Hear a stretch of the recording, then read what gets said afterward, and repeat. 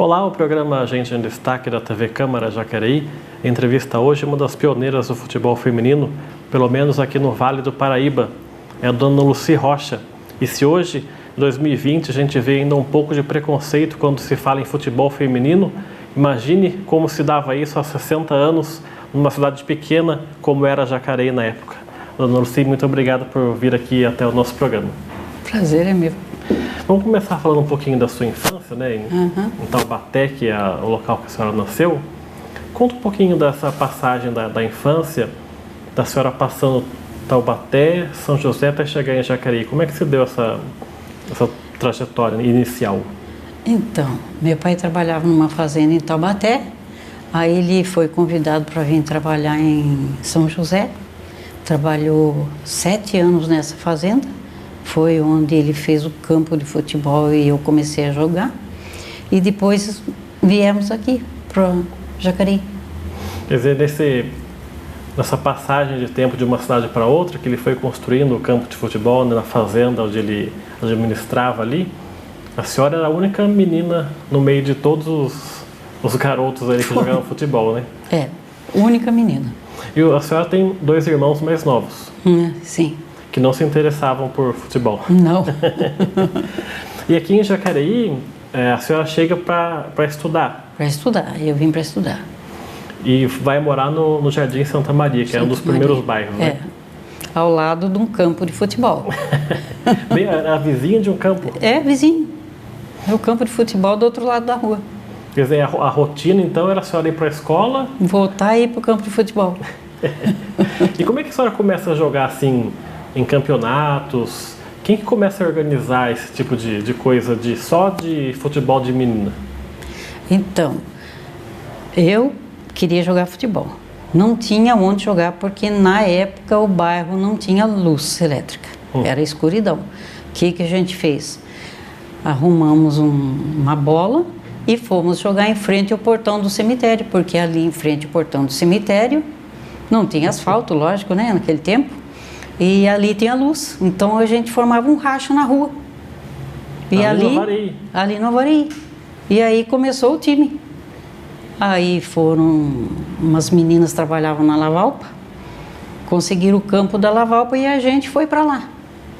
E depois de um bom tempo jogando no time da Lavalpa, meu pai montou um no Ponte Preta, no campo em frente à minha casa. E eu comecei a jogar lá. Nessa época do campo, de jogar ali na rua, em frente ao cemitério, quem jogava eram as suas amigas, as meninas que moravam por ali, ou já era o pessoal da Lavalpa que jogava? Não, as amigas que moravam ali. E 2 trabalhavam na Lavalpa. Foi as que conseguiram o campo para a gente treinar lá. Mais ou menos que umas 10 meninas ou tinham mais? Ah, tinham mais. Acho que tinha umas 15 meninas na época. E de onde que vinha esse interesse, né, de meninas por futebol desde aquela época? O que a senhora imagina? Eu não sei, eu acho que alguma coisa para divertir, né? Alguma coisa assim, diferente. Acho que foi isso. E essa jogada lá em frente ao cemitério, vocês costumavam chamar a atenção ali por conta da rua? Eu imagino que passava pouco carro ali por Jacareí. Pouco carro. E isso era à noite, né? À noite. À noite. Quer dizer, a bola nunca caiu lá dentro do cemitério? Não, né? nunca caiu. E aí vocês começam a jogar depois do campeonato, o campeonato não, ali no campo da Lavalpa mesmo? Isso, no campo da Lavalpa, E vocês começam a enfrentar times de fora depois? Então, no começo a gente jogava, treinava com um time que foi formado aqui em Jacareí também, inclusive a Norma, jogadora de basquete, jogava nesse time. E a gente jogava assim, né, um time contra o outro só, porque não tinha outros times. Aí fomos convidadas para jogar em São José, com o time de São José, no campo do antigo Rodosá, em Santana. Jogamos lá, ganhamos. E aí começou. E como é que as outras pessoas viam vocês praticando o esporte que era predominantemente masculino? Eu iniciei o programa falando sobre preconceito, né? Se hoje em dia a gente tem existe um pouco, as pessoas olharem um pouco torto quando vê futebol feminino? Já diminuiu muito, mas ainda tem. Tem. Eu imagino que naquela época devia ser 10 vezes pior, né? Pior. Como é que acontecia isso? Como é que a senhora sentia isso? Sentia, o preconceito sempre existiu, mas naquela época, nossa, ninguém, assim, imaginava uma mulher jogando futebol, né? E aí era bem ruim ouvir certas palavras, né? Os homens, eles iam no campo para ver o futebol, né? Mas tinha mulher que ia já mesmo para provocar. É que não sentia um pouco de... Era diferente, era difícil, né? Era uma coisa nova, porque tudo que é novo, que mexe com as pessoas, então tem o sim e o contra, né? E era uma coisa que era, assim, entre aspas, era proibida, né? De as meninas praticarem o futebol. Mas mesmo assim, vocês continuavam ali e costumavam também jogar contra times formados por homens também ou não? Eu treinava no meio dos veteranos do Ponte Preta. Ah, é? Eu treinava no meio dos veteranos. Meu pai toda a vida, o treino dos veteranos eu tinha que estar lá. E nessa memória de infância, quando começa a sua paixão pelo futebol, a senhora costumava ouvir rádio para acompanhar jogo? Ou ir então a campos aqui em Jacareí ou São Paulo? Como é que era isso? Não, era no rádio e na televisão, né? Que o dono da fazenda tinha uma televisão e a gente assistia jogo lá. E a senhora se lembra de quem, por exemplo, que a senhora gostava de acompanhar? Gilmar dos Santos Neves. Nossa, foi um grande goleiro. Foi um grande goleiro, nossa. Que apesar da senhora ser meio campista, né? A diferença, né? Mas eu sempre admirei, ele foi um grande jogador de futebol. A senhora também viu, a gente comentou que em 58 a senhora veio para Jacareí, em 58 o Brasil ganha a primeira Copa, né? Sim, Ganha depois o bicampeonato em 62. Que lembranças que a senhora tem dessas duas Copas do Mundo? Que marcas que deixou na senhora isso? Bom, para o futebol brasileiro foi uma revolução, né? Uma mudança completa, né? E para mim me incentivou mais ainda, né? Incentivou muito. E aí nesse começo, quando a senhora aí então puxou as meninas da Lavalpa e conseguiram aquele campo lá, o primeiro campeonato oficial que vocês disputavam foi qual? Foi esse em São José. Que era um campeonato contra quantos times mais ou menos ali? Em São José acho que foram 4 times. Isso anos 60 ainda, né? Isso em 59. Nossa, a senhora com 15 anos?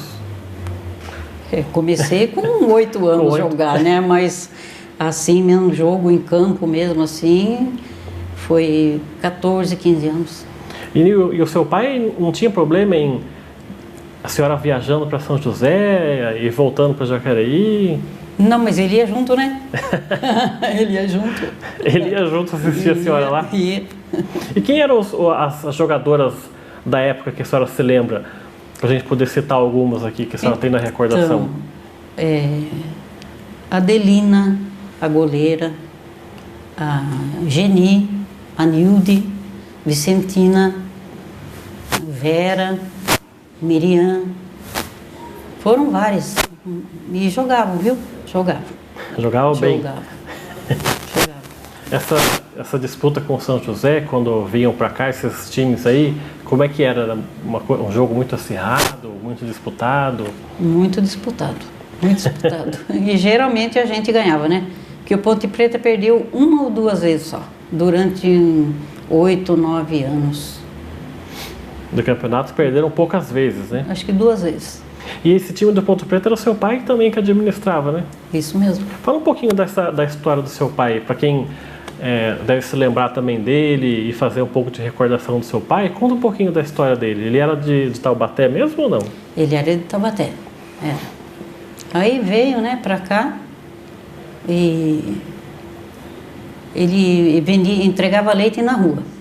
Tinha uma carroça de leite, pegava leite no laticínio e entregava nas ruas da cidade. E eu ajudava. Aqui em Jacareí já? Aqui em Jacareí já. E depois se envolveu com o Ponte Preta, né? Com futebol e por aí foi. Ele era palmeirense, né? Ele era palmeirense. Ainda da época que o Palmeiras chamava Palestra Itália, né? Isso. Qual que era o nome do seu pai? Geraldo Rocha. Geraldo Rocha. Era muito conhecido da cidade. Era o organizador do time lá do Ponte Preta. Mas ele era organizador em que até que ponto de escalar o time, de treinar o time? O que ele fazia para ajudar? Ele fazia tudo. Escalava, treinava, tanto o time masculino como o feminino. Ele fazia os dois? Cuidava do campo também? Sim, ali? Também. E vocês, aí depois desse campeonato de São José, aí no próximo foi qual campeonato? Olha, depois foi em São Vicente. É que eu me lembro, foi em São Vicente. Ganhamos de 2-0. E aí nos anos 60 começa a expandir um pouco mais, né? Sim, aí foi mais. Aí formaram times, né? Taubaté, Caçapava, Pinda. E nós fomos convidados para jogar em Taubaté, né? Fazer a preliminar de um jogo do São Paulo, né? No time do IDESA, Instituto Diocesano. E era um time muito bom, tinha muita fama no Vale do Paraíba. Aí meu pai até disse, falou, olha, eu não sei não, acho que vocês vão levar um passeio lá. Mas nós ganhamos 3-0. 3-0. Quem fez os gols? Eu. A senhora estava me contando antes da gravação que o seu pai costumava treinar vocês no time. Eu queria que a senhora falasse a recomendação que ele tinha no chute, né? Ele treinava para chutar pé direito e pé esquerdo. Pé direito e pé esquerdo. Ele rolava a bola para chutar com o pé direito e rolava para chutar com o pé esquerdo. Não era bola parada, não. Era bola correndo. Que nenhum goleiro conseguia pegar o chute, né? Era difícil. Mulher a mulher não pegava. Tá certo, a gente vai fazer então um intervalo aqui, o Gente Destaque volta daqui a pouco, até já.